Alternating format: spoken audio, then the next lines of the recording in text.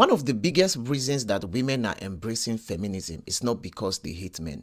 First of all, please understand that women don't hate men. This movement don't start by asking women to reject marriage. This movement, first of all, starts by highlighting the neglect. They highlight the abuse. They highlight the manipulations. They highlight the selfishness. They tell these women about you men who would demand respect without actually showing love to your wives. The problem I have with that movement is not that they are not highlighting the problems or that they are lying to these women. No, it is just that they offer a solution that is absolutely wrong and damaging to marriages and relationships. The Bible said that Satan is the father of lies. Why? Because he deceives. Now, to deceive doesn't mean to outrightly lie. It is to thwart the truth or to tell the truth partially.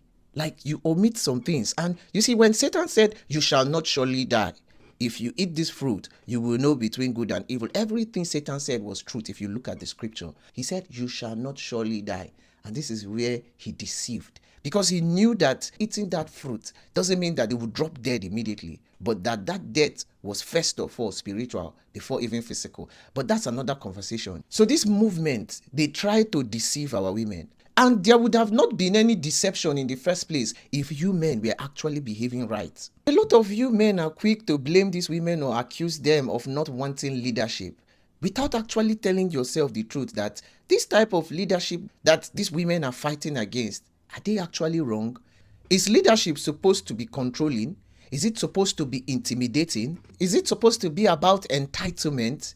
Even Jesus said it clearly in Matthew 20 that biblical leadership is not like that of the rulers of this world who lord their authority over others. Jesus even said that type of leadership shall not be amongst you, because to lead, you must first of all be a slave. But the type of leadership that these women have experienced is just like the Nollywood movies where the ego is sitting down and somebody they blow and breeze, where one person is always benefiting, one person is always the person to sacrifice, one person is always the person to give.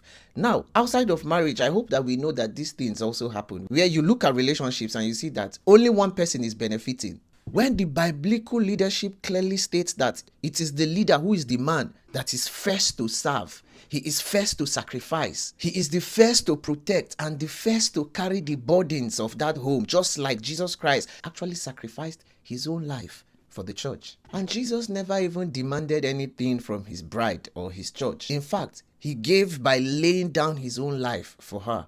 So the original marriage design was not a situation where you have one master and one slave. In fact, it wasn't even a place where two masters are struggling for control. That is why when these women say, "No, we don't want you to be a leader, we both can be leaders," it's because they understand that the leadership that you're offering has no benefit to them. In fact, it is toxic and intimidating to them. If that leadership was truly beneficial, do you think anybody would want to struggle with laying down their life for the other person? So the healthiest marriage, biblically, is where two people are not trying to be masters, but two people are trying to be slaves. Because when you become slaves, you're coming to serve the other person. You're asking, how do I love you better? How do I serve you better?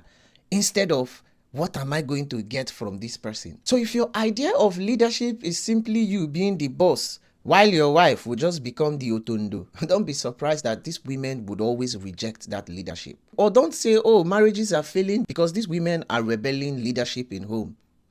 It is you men who distorted God's original design and plan for marriage. And a lot of these women would keep refusing to get married when they keep seeing how you men grape, how you men oppress, how you men maltreat these women, because you don't really show good examples. And to be honest, if I was a woman, I would not get married to a lot of you men.